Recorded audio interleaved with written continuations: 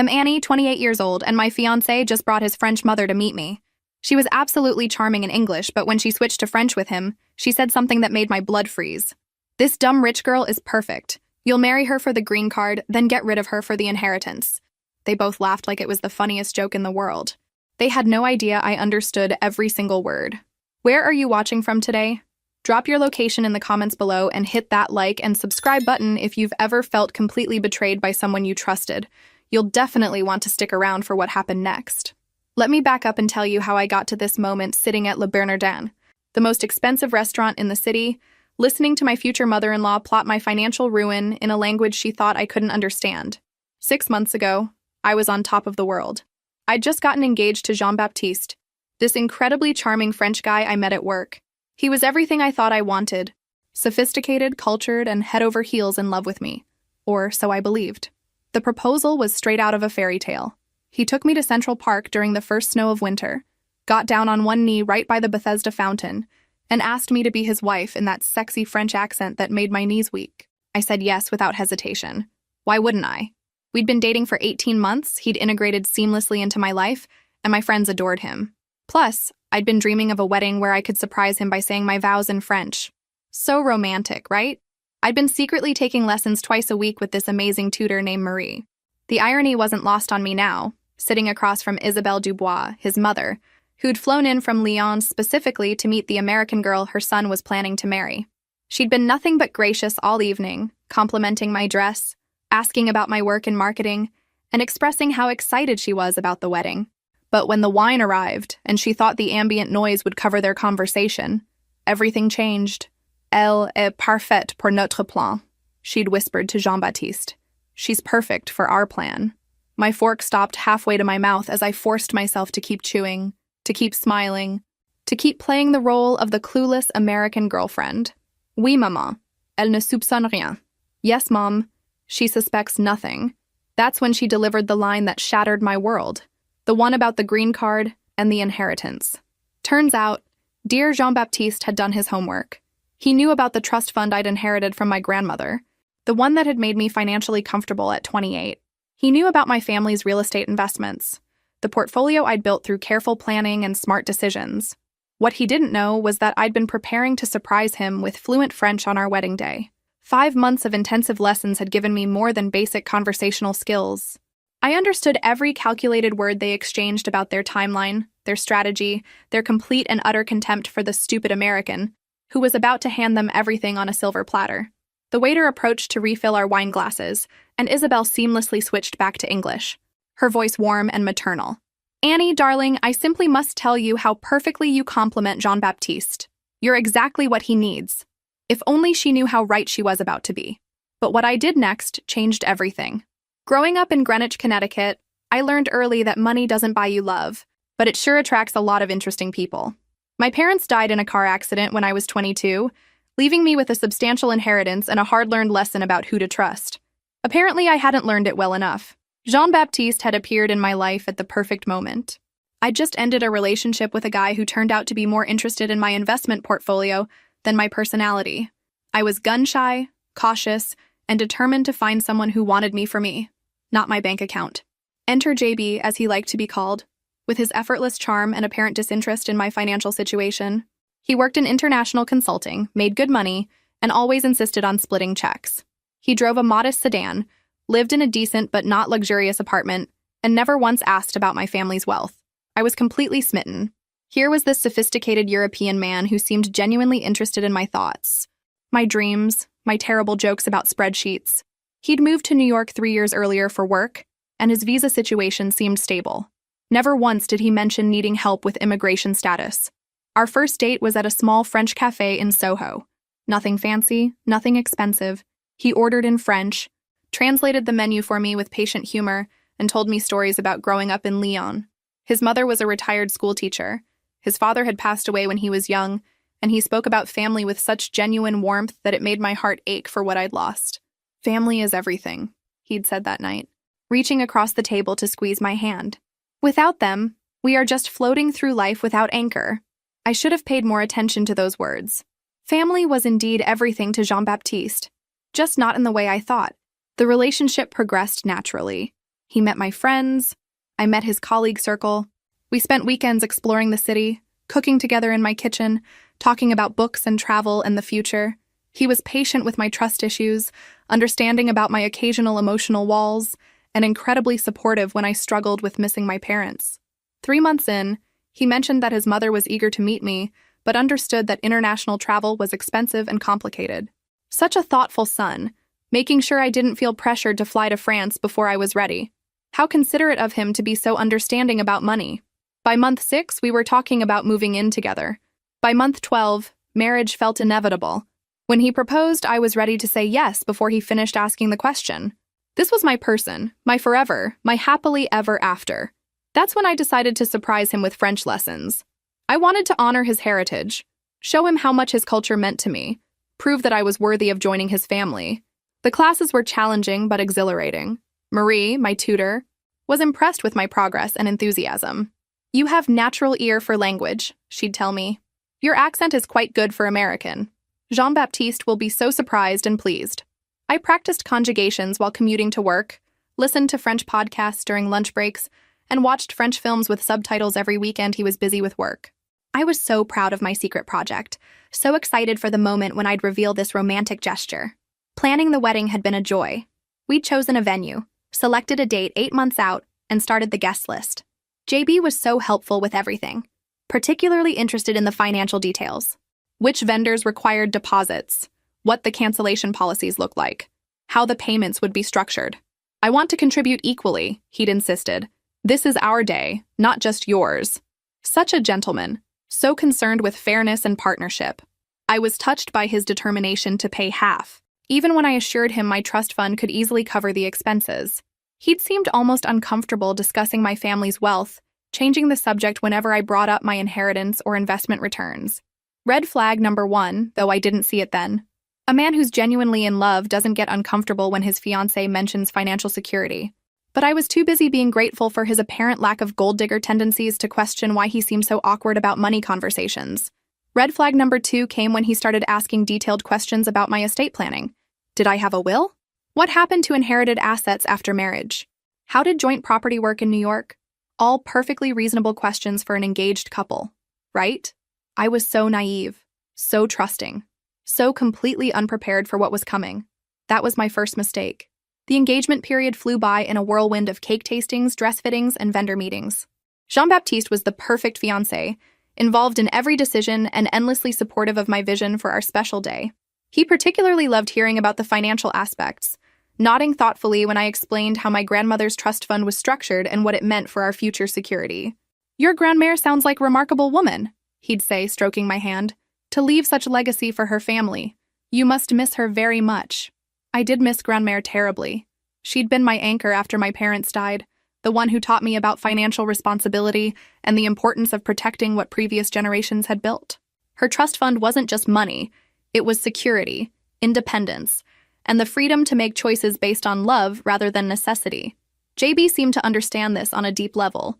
He'd ask thoughtful questions about grandmère's life, her values, her hopes for the family legacy. Sometimes his curiosity felt almost academic, like he was studying for an exam, but I chalked it up to his genuine interest in becoming part of my family history. Meanwhile, my French lessons were progressing beautifully. Marie had moved me from basic conversational phrases to more complex grammar and cultural nuances. We practiced restaurant interactions, family conversations, and formal speech patterns that would impress his relatives at the wedding. "Your pronunciation of Lyon regional dialect is particularly good," Marie had mentioned during one lesson. "This will surprise Jean-Baptiste's family very much. They will be so proud to welcome you." I was counting down the days until I could reveal my surprise. Wedding planning had brought us closer than ever, and I felt like the luckiest woman in the world to have found someone who appreciated both my ambition and my vulnerability. Then his mother announced her visit. "Maman finally has time to travel," JB told me over dinner at our favorite Italian place. "She's so excited to meet you properly, to see where we'll live after marriage, to understand American customs." I was nervous but thrilled. Meeting the mother was a huge step, and I wanted everything to be perfect. We planned an elaborate weekend itinerary: dinner at Le Bernardin, brunch in the West Village, a walking tour of Central Park, shopping on Fifth Avenue. I wanted to show Isabel that her son had chosen well, that I was worthy of joining their family. JB handled all the restaurant reservations, insisting he knew his mother's preferences better than I did. She appreciates fine dining but doesn't like too much fuss, he explained. Sophisticated but comfortable, you understand. The morning of her arrival, I spent hours getting ready. Hair professionally styled, makeup perfectly applied, wearing my most elegant dress with the sapphire earrings Grand-mère had left me. I wanted to make the right impression, to show respect for his family and culture. Isabelle Dubois turned out to be exactly as charming as JB had described. Petite and elegant with silver hair styled in a classic French twist, and eyes that missed nothing. Her English was excellent, spoken with just enough accent to be endearing rather than difficult to understand. "Annie, ma chérie," she'd said, embracing me warmly at the airport. "You are even more beautiful than Jean-Baptiste described. I can see why he is so completely smitten." She complimented everything. My apartment, my decorating taste, my choice of wine for our pre-dinner drinks. She asked intelligent questions about my work, my education, my family background. The conversation flowed naturally, and I found myself relaxing into what felt like a genuine connection. During our taxi ride to Le Bernardin, she held my hand and told me how happy she was to welcome me into their family. "Jean-Baptiste has always been particular about women," she confided. "I was beginning to worry he would never find someone worthy of his heart. But you, ma petite, you are perfect for him." Little did I know how literally she meant those words. The restaurant was everything I'd hoped. Elegant, romantic, with soft lighting and impeccable service. We were seated at a beautiful table with a view of the kitchen, where we could watch the culinary artistry in action. The sommelier recommended a gorgeous burgundy that paired perfectly with our seafood selections. For the first hour, everything was magical. Isabelle shared stories about JB's childhood, his academic achievements, his career ambitions. She spoke about their close relationship with obvious pride and affection. I felt like I was getting a glimpse into the family I was about to join, the life we were about to build together. The French lessons felt like such a perfect surprise waiting in my back pocket. I imagined the moment when I'd reveal my linguistic progress, how delighted they'd both be to discover my dedication to honoring their heritage. I had no idea what was coming. Looking back, there were signs I should have noticed. Little inconsistencies in Jean-Baptiste's stories that I dismissed as cultural differences or simple misunderstandings. The way he seemed to know more about American inheritance laws than most foreign nationals. How he always steered conversations away from his own financial situation, while showing intense interest in mine. During those first few months of our engagement, I was so happy I missed the red flags completely. Love has a way of making you willfully blind to uncomfortable truths. Take his apartment, for example. For someone working in international consulting, it was surprisingly modest. Not run down, but definitely basic compared to what his salary should have afforded. When I asked about it, he'd shrug and say he preferred to save money for more important things. "Material possessions are not what matter," he'd tell me, running his fingers through my hair. "Love, family, experiences, these are the only true wealth." It sounded so romantic, so beautifully European in its philosophical simplicity.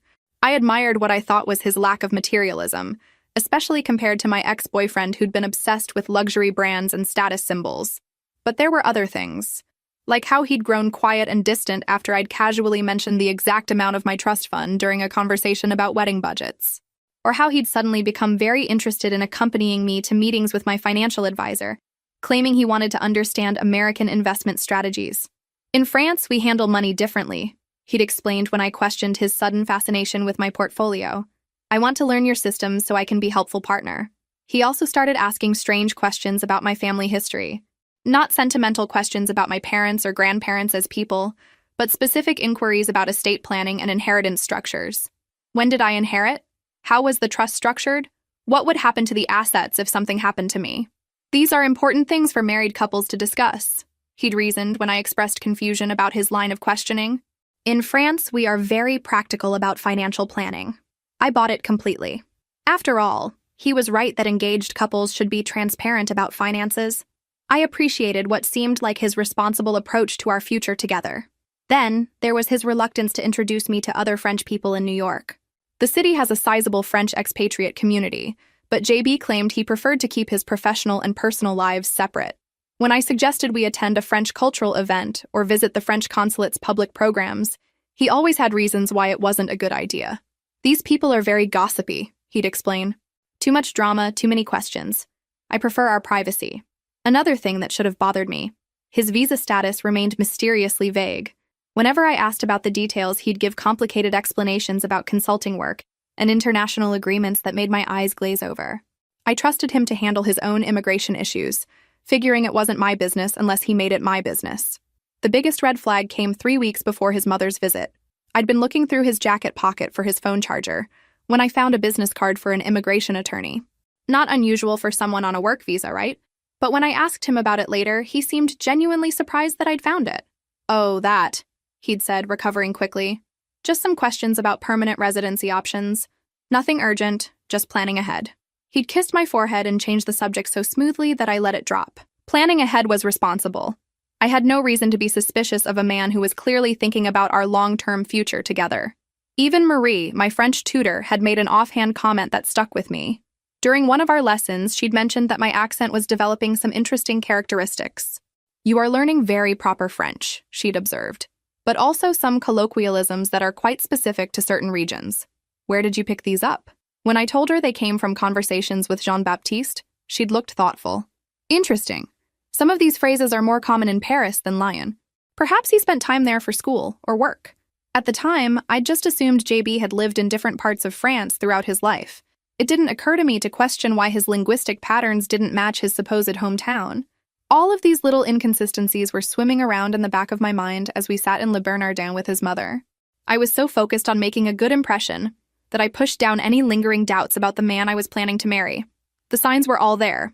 The conversation at Le Bernardin had been flowing beautifully until the moment everything changed.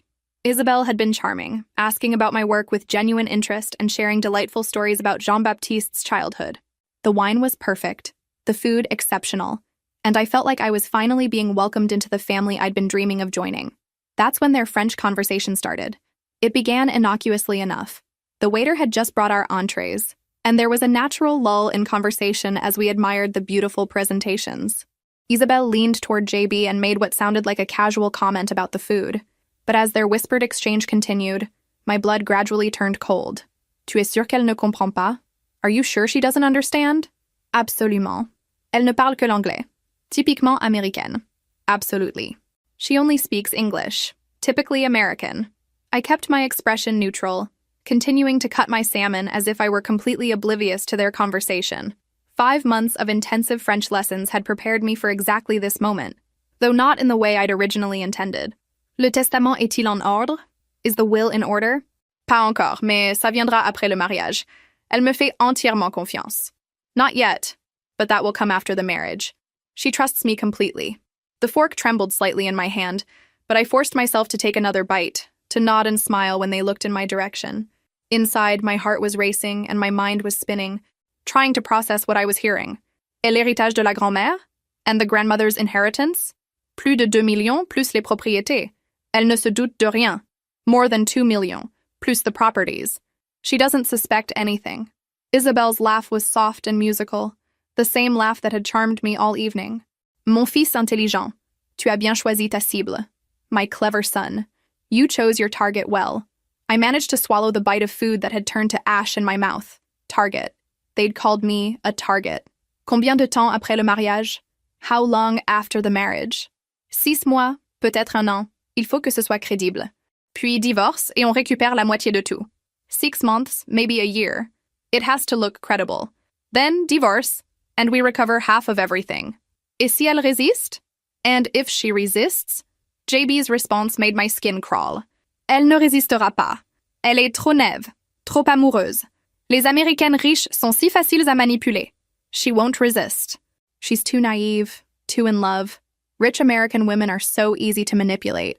The room seemed to tilt around me. Every romantic gesture, every sweet word, every moment of apparent vulnerability had been calculated manipulation. The man I'd fallen in love with didn't exist. He was a character JB had created specifically to separate me from my inheritance. Et après le divorce? And after the divorce? Retour en France avec assez d'argent pour ne plus jamais travailler. Mission accomplie. Back to France with enough money to never work again. Mission accomplished. They continued talking, discussing timeline details and strategic considerations with the casual efficiency of people who'd done this before. My hands remained steady as I continued eating, nodding along when they switched back to English to include me in innocuous conversation about the restaurant's decor. But inside, I was falling apart and rebuilding myself simultaneously. The naive, trusting woman who'd walked into this restaurant was dying, replaced by someone harder, smarter, and infinitely more dangerous than Jean-Baptiste had calculated. "Annie, ma chérie, you are so quiet," Isabel observed, switching back to English with maternal concern. "Is everything all right?" I looked up with my brightest smile, just savoring every moment. "This evening has been absolutely perfect." JB reached across the table to squeeze my hand. "She's just overwhelmed meeting you, Mama. She's been so nervous about making a good impression." "Well, she certainly has," Isabel beamed. "I can see why you fell so completely in love." The irony was suffocating. If only she knew that I was about to fall in love for the first time in my life, not with her son, but with the power of revenge. Then I found something that made my blood run cold. The rest of dinner passed in a surreal haze. I smiled, laughed, and participated in conversation, while my mind raced through every interaction I'd had with Jean-Baptiste over the past 18 months. How many moments of seeming intimacy had been calculated performances? How many times had he practiced looking at me with fake adoration? When Isabel excused herself to the restroom, JB leaned closer with what I now recognized as completely artificial tenderness. "You're being perfect tonight," he whispered, stroking my hand. "Maman absolutely adores you. This couldn't be going better." I wanted to vomit. Instead, I squeezed his hand back and gave him my most loving smile. "I'm so happy she approves. Family means everything to me." "I know it does. That's one of the things I love most about you." Even that was a lie. He didn't love anything about me except my bank account balance. Isabel returned with fresh lipstick and another round of compliments about what a lovely couple we made. The conversation turned to wedding planning, and she offered to help with any French traditions we might want to incorporate into the ceremony. "Perhaps some French vows," she suggested. "It would be so romantic for Jean-Baptiste to hear his native language on your special day." My heart hammered as JB enthusiastically agreed. "That's a beautiful idea, Maman. Annie would love that, wouldn't you, Sherry?" "Absolutely," I managed. "I'd love to honor your heritage in our ceremony." They had no idea I'd been planning exactly that surprise for months. The irony was so bitter I could taste it. We finished dinner with coffee and shared dessert, Isabel regaling us with stories about French wedding customs, and JB adding details about traditions he wanted to include. They painted such a beautiful picture of our future together, these two people who were actively plotting to destroy me. When we finally left the restaurant, I kissed Isabel goodnight with genuine warmth and thanked her for such a wonderful evening.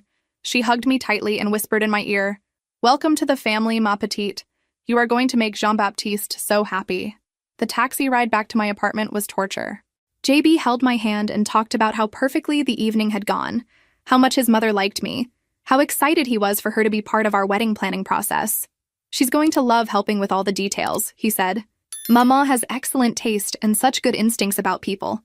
She certainly did have good instincts. She'd correctly identified me as a naive, wealthy target who could be easily manipulated and discarded. Once we were back in my apartment, JB's phone rang. He answered in French, walking out to the balcony for privacy. I couldn't hear the conversation clearly, but I caught enough to understand he was talking to someone about timeline and logistics. While he was distracted, I did something I'd never done before in our relationship. I went through his jacket pockets. What I found confirmed my worst fears and gave me information I hadn't expected. The immigration lawyer's business card was still there, but underneath it was a receipt from a private investigator. The invoice was dated 3 weeks before our first date and itemized services for comprehensive background research on one Annie Morrison. They'd investigated me before we'd even met. Our entire relationship had been planned from the very beginning. I photographed everything with my phone, my hands shaking with rage and adrenaline. There were also handwritten notes in French detailing my daily routines, my favorite restaurants, my gym schedule, my work patterns. They'd been watching me, studying me, preparing for their approach. But the most damaging evidence was a text message thread I found when his phone lit up with a notification. The conversation was entirely in French, between JB and someone named Marcel. They were discussing my inheritance in explicit detail, including information about the trust structure that I'd never shared with anyone outside my financial advisor's office. Someone had been feeding them inside information about my finances. The conversation included references to photos, and when I scrolled through JB's photo gallery, I found pictures of documents I'd never seen before. Bank statements, investment reports, legal papers. Someone with access to my financial records had been sharing them. My lawyer, my accountant, my financial advisor. One of the people I trusted most in the world was part of this conspiracy. That's when I realized the depth of their betrayal. The next morning, I woke up with crystal clarity about what I needed to do. Jean-Baptiste was still sleeping beside me, looking so peaceful and innocent that for a split second I almost convinced myself I'd imagined everything. Then I remembered his mother's laugh and the word target, and my resolve hardened like steel. I had 3 advantages they didn't know about. First, I spoke French fluently enough to understand their plans. Second, I now had photographic evidence of their conspiracy. Third, and most importantly, they had no idea I knew anything. While JB showered, I forwarded all the photos to a secure email account I created specifically for this purpose. I also made copies on a thumb drive that I hid in my jewelry box. If they were playing a long game, so was I. "Good morning, beautiful," JB said, emerging from the bathroom with that charming smile that used to make my heart skip. Now it just made my skin crawl. "Good morning, handsome. Sleep well?" "Like a baby. Yesterday was perfect. Maman is absolutely smitten with you." I bet she was. Her son had found the perfect mark. "I've been thinking about the wedding," I said, pouring him coffee. "Maybe we should move the timeline up. Why wait 8 months when we could do something sooner?" His eyes lit up with what I now recognized as greed, not romance. "Really? That's a wonderful idea. How much sooner? Maybe 4 months? I know it's rushed, but when you know, right? Absolutely. 4 months would be perfect. Perfect for their timeline, no doubt. Get married quickly, establish legal rights to my assets, then begin phase 2 of their plan. That afternoon, I had lunch with my financial advisor, Robert Chen. I'd been working with him for 3 years, and he'd helped me navigate my inheritance with wisdom and discretion. But sitting across from him now, I studied his face carefully as I brought up my upcoming marriage. "JB seems very interested in understanding American financial systems," I mentioned casually. "He's asked a lot of questions about how marriage affects asset protection." Robert's expression didn't change, but I caught something in his eyes, a flicker of discomfort that confirmed my worst suspicions. "That's natural for an international marriage," he said smoothly. "Different countries have different approaches to marital property. He's particularly curious about the trust structure. I hope I explained it correctly when I told him about the principal and income distributions." Now I was lying, testing him. I'd never discussed those specific details with JB, but Robert nodded as if he already knew about these conversations. "The trust is quite straightforward. Your fiancé seems to have a good grasp of the fundamentals." My heart sank. Robert had been the inside source feeding them information about my finances. Someone I'd trusted completely had been selling me out for months. That's good to hear. I want him to feel comfortable with our financial future. I left that meeting with confirmation that the conspiracy was deeper than I'd imagined. They hadn't just researched me from the outside. They'd infiltrated my inner circle of trusted advisors. That evening, I called Marie to schedule an additional French lesson. "I want to work on more advanced conversation," I told her. "Specifically, I'd like to practice discussing legal and financial topics. In case those subjects come up with JB's family." "Excellent idea. The more sophisticated your vocabulary, the more impressed they will be." If only she knew how sophisticated this was about to get. I spent the next 2 weeks in careful preparation. During the day, I maintained my normal routine, acting like the blissfully ignorant fiancé they expected me to be. I enthusiastically discussed wedding plans with JB, included Isabel in decisions via video calls, and played my role perfectly. But in my spare time, I was building a case. I hired my own private investigator, someone with no connection to my usual professional network. Within a week, I had a complete dossier on Jean-Baptiste Moreau. His real name? As it turned out, Jean-Baptiste Dubois was an identity he'd adopted specifically for this con.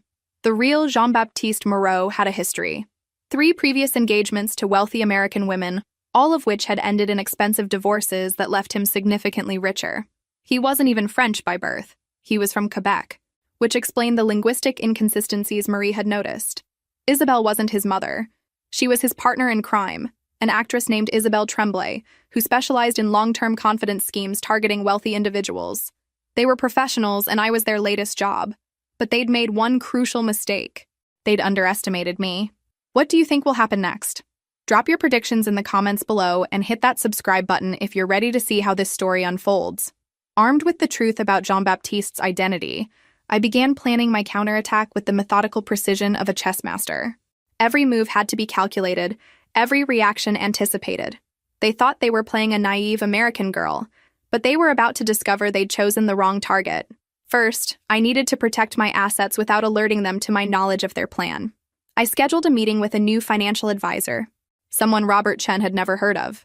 Under the guise of getting a second opinion for wedding planning, I quietly began restructuring my accounts to limit any potential damage from a future divorce.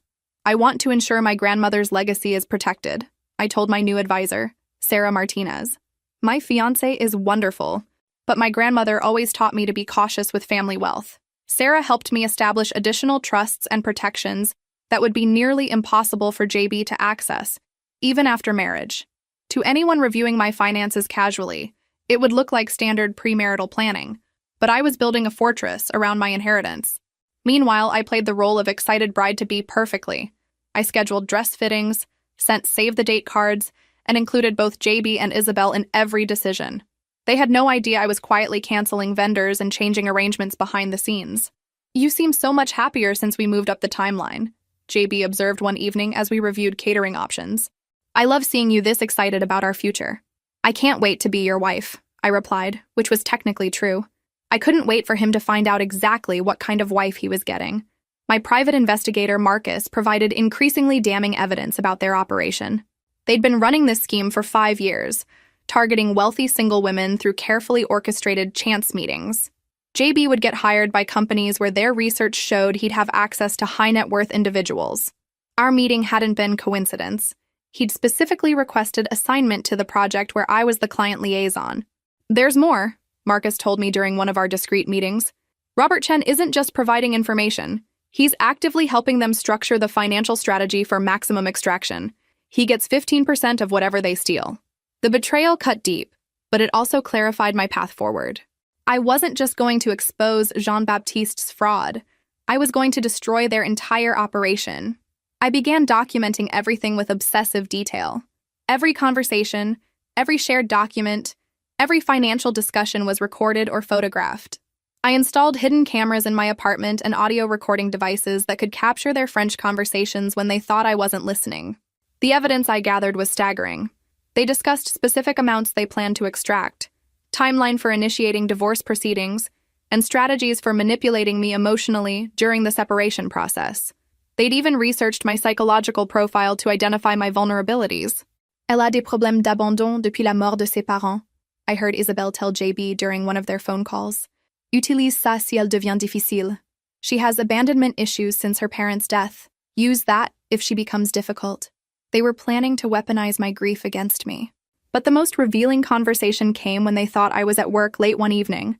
I'd actually come home early and heard them talking in my living room through the recording device I'd placed there. "La phase 2 commence quand? When does phase 2 begin?" 3 mois après le mariage. On commence par des disputes sur l'argent. Puis on fait venir des problèmes familiaux de France. Elle va vouloir aider financièrement. 3 months after the marriage.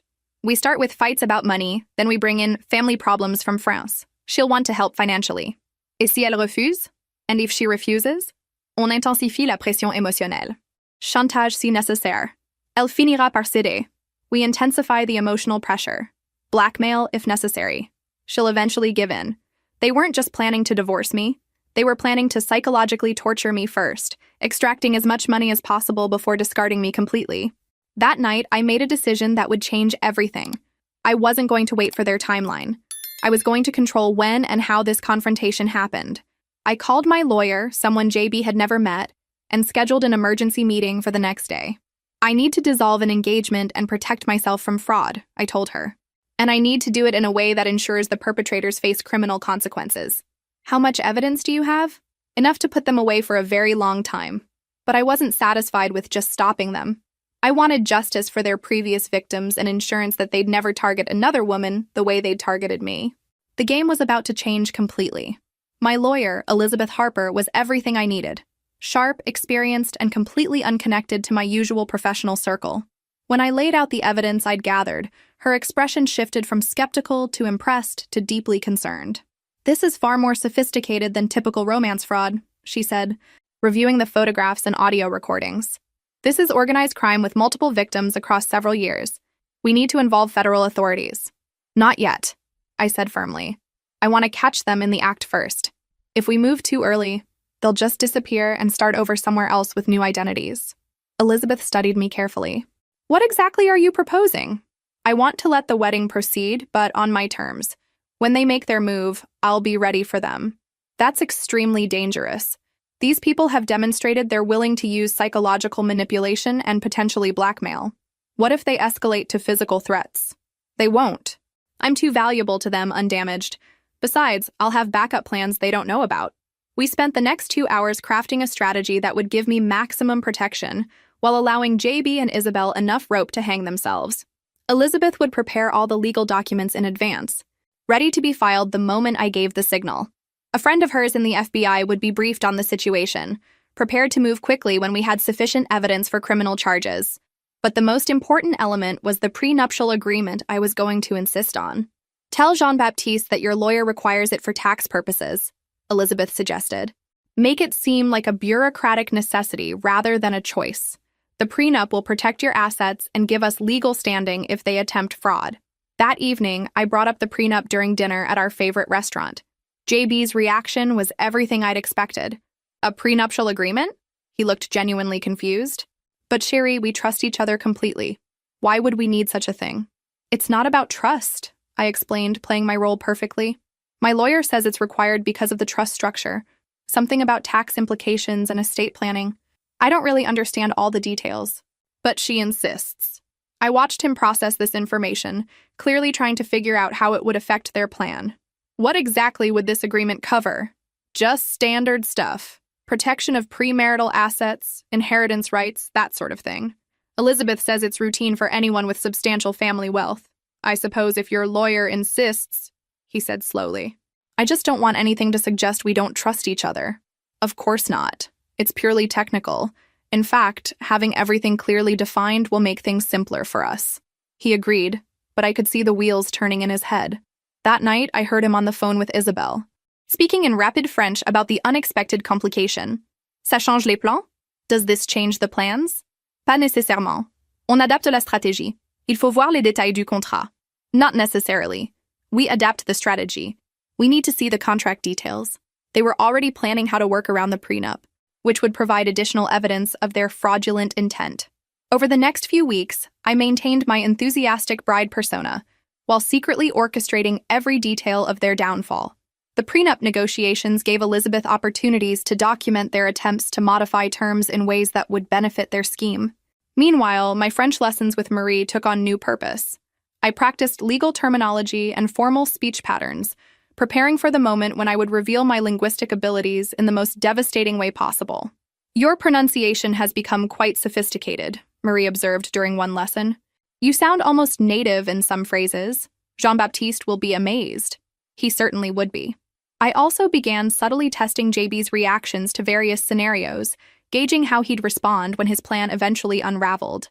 During casual conversations, I'd mention hypothetical situations about trust and betrayal, watching his facial expressions and body language. I was reading this article about romance scams, I mentioned one evening while we were watching TV. It's terrifying how convincing these con artists can be. Some women never see it coming. Those poor women must feel so foolish afterward, he replied, his tone perfectly sympathetic. To discover that someone you trusted completely was lying to you about everything, it must be devastating. The irony was so thick I could barely breathe, but I just nodded and snuggled closer to him, playing the trusting fiancé he expected me to be. I'm so lucky I found someone genuine, I said. Someone who loves me for who I am, not what I have. Of course, ma chérie. Love is the only thing that matters. 3 weeks before our wedding date, I received the final piece of evidence I needed. Marcus, my private investigator, provided documentation of Robert Chen's involvement, including bank records showing payments from Isabel's accounts. There's something else, Marcus told me. Chen has been setting up accounts in preparation for transferring your assets after the marriage.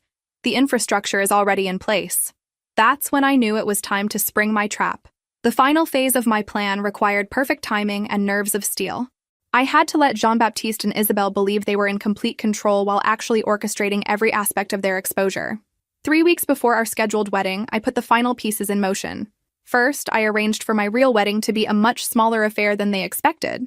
While they prepared for the elaborate celebration we'd been planning, I secretly moved the ceremony to a courthouse with only Elizabeth Harper and 2 witnesses present. The marriage they thought would give them access to my fortune would actually be legally meaningless. Are you sure about this strategy? Elizabeth asked during our final planning meeting. Once you're legally married to him, even with the prenup, you're taking significant risks. That's exactly why we're not going to be legally married, I smiled. The ceremony they're expecting will be purely theatrical. By then, we'll have all the evidence we need for criminal charges. The beauty of my plan was its simplicity. I was going to give them exactly what they wanted. A trusting, naive bride who walked straight into their trap. Except the trap would be mine. I scheduled a final dinner with Isabel, ostensibly to go over last-minute wedding details. She arrived at my apartment radiating maternal warmth and excitement about welcoming me into the family. "Ma chérie, you look absolutely radiant," she said, embracing me warmly. "The happiness of young love is so beautiful to see." "I'm so grateful for your support," I replied. "Having you here makes everything feel more special." We settled in my living room with wine and cheese, while my hidden recording devices captured every word of our conversation. Isabel was masterful in her performance, discussing flower arrangements and music choices with genuine enthusiasm. Then she moved to the topics I'd been waiting for. "Jean-Baptiste mentioned you've been having some concerns about financial planning," she said, her tone carefully concerned. "These things can be overwhelming for young people." "A little," I admitted. "My lawyer insisted on this prenuptial agreement, and it's made everything seem so complicated." "Prenups are wise for people with family wealth," Isabel nodded. "But they shouldn't create barriers between spouses. True partners share everything, don't you think?" "That's what I believe, too. JB and I don't have any secrets from each other." Her eyes lit up at this opening. "Speaking of sharing, Jean-Baptiste mentioned you have some family investments that might benefit from European diversification. I have some experience with international finance from my years in banking." This was new information. She'd never mentioned a banking background before. "Really? What kind of banking?" "Private wealth management, primarily for American clients seeking offshore opportunities. The tax advantages can be substantial if structured properly." She was setting up their post-marriage extraction strategy, offering to help me move money offshore where it would be easier for them to steal. "That sounds complicated," I said, playing confused. "Would JB be involved in those decisions?" "Naturally. As your husband, he'd need to be signatory on any international accounts. It's standard practice for married couples." There it was, the confession I needed, captured in high-definition audio. Our conversation continued for another hour, with Isabel gradually introducing more elements of their financial plan. She suggested specific banks, mentioned timelines for transfers, and even provided names of contacts who could facilitate the transactions. By the time she left that evening, I had everything I needed to prove their criminal conspiracy. The next day, JB surprised me with a romantic dinner out, just the two of us. He seemed unusually affectionate, almost nostalgic. "I want you to know how much these past months have meant to me," he said, reaching across the table to hold my hand. "Meeting you changed my life in ways I never expected." "Mine too," I replied, which was absolutely true, just not in the way he thought. "After we're married, I want us to be completely open with each other about everything. No secrets, no barriers." "I'd like that too." "Good. Because there might be some changes coming that will require us to make some financial decisions together. Investment opportunities that could secure our future." He was preparing me for their post-marriage phase, just as Isabel had been. They were so confident in their plan that they were already discussing the money extraction openly. "What kind of opportunities?" "International investments. Portfolio diversification, the kind of strategies wealthy families use to protect and grow their assets across generations." The same script Isabel had used, almost word for word. "That sounds wonderful. I trust your judgment completely." JB's smile was radiant with triumph. He thought he'd successfully groomed me for financial manipulation. After dinner, he suggested we take a walk through Central Park, the same place where he'd proposed. As we stood by the Bethesda fountain under the moonlight, he pulled me close and kissed me with what felt like genuine emotion. For a moment, I wondered if any part of his feelings had been real. Then I remembered the word target and steeled myself for what was coming. "1 week until we're married," he whispered against my hair. "I can't wait to start our real life together." Neither could I. The morning of our scheduled wedding, I woke up with the calm confidence of someone who held all the cards. Jean-Baptiste was already up, pacing nervously around my apartment in his tuxedo. "You seem anxious," I observed, enjoying my coffee while watching him fidget. "Just normal wedding nerves," he replied, but I could see sweat beading on his forehead. "Big day, you know?" "The biggest?" I agreed. He had no idea how big. Isabel arrived an hour before we were supposed to leave for the venue. looking elegant in navy blue silk and carrying a small gift box. "For my new daughter," she said, presenting me with a delicate gold bracelet. It belonged to Jean-Baptiste's grandmother. "I want you to have it for your special day." I accepted the bracelet graciously, knowing it was probably stolen from one of their previous victims. Everything about these people was a lie, including their sentimental gestures. "It's beautiful. Thank you for welcoming me into the family. Ma chérie, you are the daughter I never had." The irony was suffocating. As we prepared to leave for the ceremony, I made my final preparations. The recording device in my bouquet was activated. The photographers I'd hired were actually FBI agents. The minister performing the ceremony was Elizabeth Harper in disguise. But Jean-Baptiste and Isabelle had no idea they were walking into an elaborate sting operation. The venue looked exactly as they expected: elegant, expensive, and perfectly arranged for their triumphant moment. About 30 guests were scattered throughout the space, most of them law enforcement officers posing as friends and family. As I walked down the aisle toward JB, I saw him smile with what looked like genuine happiness. For a split second, I almost felt sorry for him. Then I remembered the voice recordings of him laughing about manipulating stupid American women. The ceremony proceeded beautifully. Elizabeth performed her role as minister flawlessly, and JB delivered his vows with apparent sincerity. "Annie, you are my heart, my future, my everything," he said, his voice thick with emotion. "I promise to love, honor, and protect you for all the days of my life." Then it was my turn.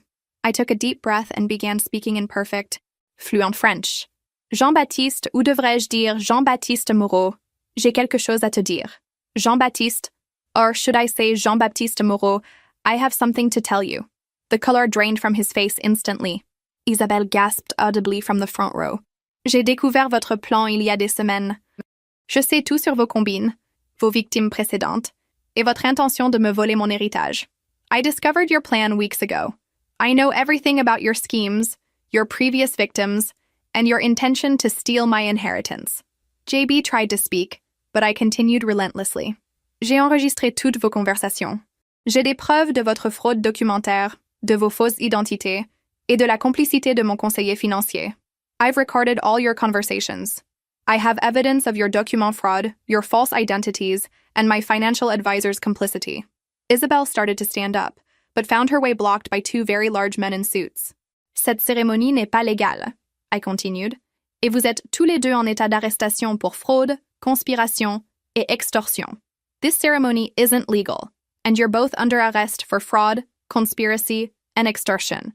That's when the FBI agents revealed themselves, and the elegant wedding reception became a crime scene. JB finally found his voice. "Annie, please, let me explain." I cut him off with a smile that felt like justice incarnate. "Oh, darling," I said, switching back to English for the benefit of our audience. "I think you've explained quite enough. In fact, you've explained everything beautifully." The recording equipment picked up every word. The FBI agents moved in, reading them their rights while confused wedding guests whispered among themselves. Isabelle shot me a look of pure venom as the handcuffs clicked into place. "You little—" "Careful," I interrupted. "Everything you say now can and will be used against you in court. Though honestly, we already have more than enough evidence to put you both away for a very long time." As they were led away, JB turned back to me one last time. "How long have you known?" I straightened my shoulders and lifted my chin, feeling more powerful than I ever had in my life. "Since the moment your mother called me a target in French at Le Bernardin. You should have done your research more carefully. I've been taking French lessons for 5 months. His face crumpled in defeat as the full scope of his miscalculation hit him. "Bon voyage, Jean-Baptiste. I bet immigration will be very interested to meet you." 6 months later, I sat in a federal courthouse watching Jean-Baptiste Moreau and Isabelle Tremblay receive their sentences. 15 years for him, 12 for her, plus restitution to their previous victims totaling over $3 million. Robert Chen had flipped early in the investigation, providing evidence about other financial advisors involved in similar schemes in exchange for a reduced sentence. His cooperation helped the FBI identify and arrest an entire network of romance fraud specialists targeting wealthy women across the country. "How does it feel?" Elizabeth Harper asked as we left the courthouse together. "Like justice," I replied, though honestly, I'm more proud of what we accomplished for their other victims.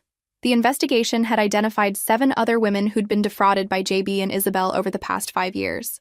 With the evidence I'd gathered, authorities were able to recover significant assets and provide compensation through the criminal restitution process. 3 of those women had reached out to me personally, expressing gratitude for finally getting validation and closure. One of them, Margaret, had been so devastated by the experience that she'd become reclusive and mistrustful of everyone. Learning that she wasn't the only victim and that her instincts about something being wrong had been correct helped her begin healing. "I thought I was going crazy," she told me during one of our coffee meetings. "Everyone kept telling me I was being paranoid, that I should be grateful someone loved me. But you proved that our instincts were right." That conversation meant more to me than any personal satisfaction from seeing JB and Isabel imprisoned. My life had changed completely in the months since the fake wedding. I'd left my marketing job and started a nonprofit organization focused on educating people about romance fraud and providing support for victims. The work was challenging but deeply fulfilling in ways my corporate career had never been. I'd also begun speaking at financial advisor conferences about the warning signs of client manipulation and the importance of ethical oversight. The scandal involving Robert Chen had prompted industry-wide discussions about protecting vulnerable clients from internal threats. "You've become something of a legend," Sarah Martinez, my new financial advisor, had told me. "I've heard your story referenced in compliance training across the industry." Personally, I was still rebuilding my ability to trust people. The betrayal by Robert Chen, someone I'd considered almost family, had been as devastating as JB's deception. But therapy was helping me understand the difference between healthy caution and paranoid isolation. I'd started dating again, slowly and carefully. Nothing serious yet, but I was learning to enjoy companionship without immediately wondering about ulterior motives. The experience with JB had made me wiser about red flags, but it hadn't destroyed my capacity for hope. Marie, my French tutor, had become a close friend. When I told her the full story of how her lessons had saved me from fraud, she'd been shocked and proud. "Your dedication to learning was remarkable," she'd said. "But your courage in using that knowledge to protect yourself and others, that was extraordinary." The media attention from the case had been intense, but ultimately positive. Several journalists had written thoughtful pieces about the sophistication of modern romance fraud and the importance of financial literacy for protection. My story had prompted legislative discussions about stronger penalties for organized fraud schemes. But the most meaningful outcome was personal transformation. The naive, trusting woman who'd walked into Le Bernardin that night was gone, replaced by someone stronger, smarter, and more purposeful. Standing in my apartment now, looking out at the city skyline, I reflected on how completely my life had changed. The view was the same, but everything else was different. I was different. My phone buzzed with a text from Margaret, one of JB's previous victims who'd become a close friend. "Dinner tomorrow to celebrate the sentencing? My treat this time." I smiled and typed back, "Absolutely. And this time, I'll pick the restaurant." Some people might think revenge is a dish best served cold, but I'd learned it's actually best served with justice, healing for all victims, and the satisfaction of knowing you've prevented future harm. The girl who'd fallen for a French accent and romantic gestures was gone.